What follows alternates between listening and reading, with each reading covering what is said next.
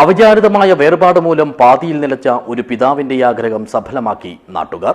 ഇതോടെ ഒരു ദേശത്തിന് സ്വന്തമായത് അക്ഷരവെളിച്ചം പകരുന്ന ഗ്രന്ഥാലയം. പുല്ലൂർ നടുവട്ടം വയലിൽ നിന്നുള്ളതാണ് ഈ നല്ല വാർത്ത.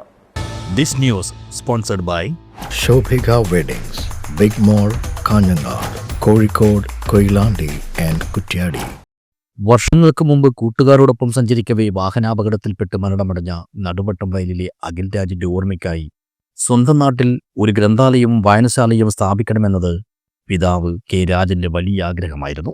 അങ്ങനെ സുമനസ്സുകളെ ഒപ്പം കൂട്ടി ഒരു വായനശാല കമ്മിറ്റിക്ക് രൂപം നൽകുകയും മാതൃകാപരമായ പ്രവർത്തനങ്ങളുമായി മുന്നോട്ടു പോവുകയും ചെയ്തു. എത്രയും വേഗത്തിൽ വായനശാല യാഥാർത്ഥ്യമാക്കാൻ വേണ്ടി സ്വന്തം നിലയിൽ 5 സെന്റ് സ്ഥലം വാങ്ങിയ ഈ പിതാവ് അധികം വൈകാതെ തന്നെ ഇവിടെ കെട്ടിടത്തിനുള്ള ഒരു തറയുമൊരുക്കി.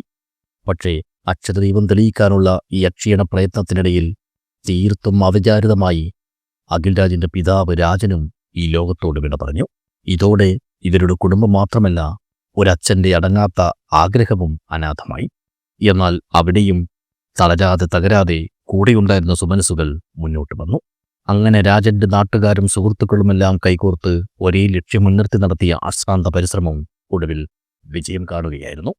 അഖിൽ രാജന്റെ ഓർമ്മദിനമായ ജനുവരി 25-ന് ലളിതവും മനോഹരവുമായ ഈ കെട്ടിടം ഇവർ നാടിന് സമർപ്പിച്ചപ്പോൾ പുല്ലൂർ വിഷ്ണുമംഗലത്തെ നടുവട്ടം വയലെന്ന ഈ ഗ്രാമത്തിന് സ്വന്തമായത് അക്ഷര വെളിച്ചം പകരുന്ന ഒരു വായനശാല ഗ്രന്ഥാലയമാണ്. ഇതിലൂടെ യാഥാർത്ഥ്യമായത് ഒരു പിതാവിൻ്റെയും കുടുംബത്തിൻ്റെയും സ്വപ്ന സാക്ഷാത്കാരവും. പക്ഷേ ഈ അസുലഭ നിമിഷത്തിന് സാക്ഷ്യം വഹിക്കാൻ അഖിലിന്റെ പിതാവ് രാജനില്ലാത്തതിന്റെ വിഷമവും വേദനയും പരിപാടിയിൽ പങ്കെടുക്കാനെത്തിയവരുടെ എല്ലാ മുഖത്തു നിന്നും വായിച്ചെടുക്കാമായിരുന്നു.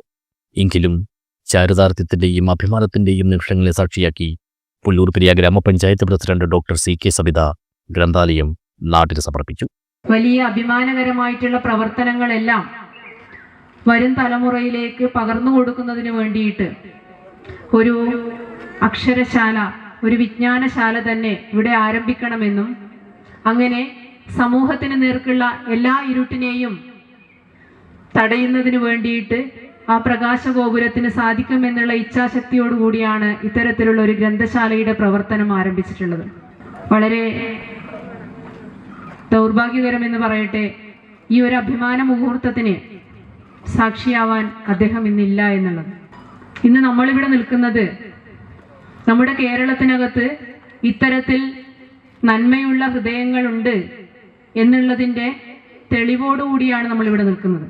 ചടങ്ങിൽ വായനശാല പ്രസിഡന്റ് M. ബാലൻ മാസ്റ്റർ അധ്യക്ഷനായി.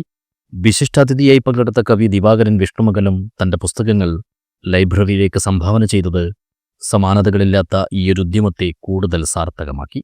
അഖിൽ രാജിന്റെ സഹോദരി സ്നേഹയും തന്റെ സഹോദരന്റെ ഓർമ്മയ്ക്കായി ലൈബ്രറിയിലേക്ക് പുസ്തകങ്ങൾ കൈമാറിയപ്പോൾ സദസ്സിലും വേദിയിലുമുണ്ടായിരുന്നവർ ഒരുപോലെ ഹർഷാരവത്തോടെയാണ് ഇതിനെ സ്വീകരിച്ചത്.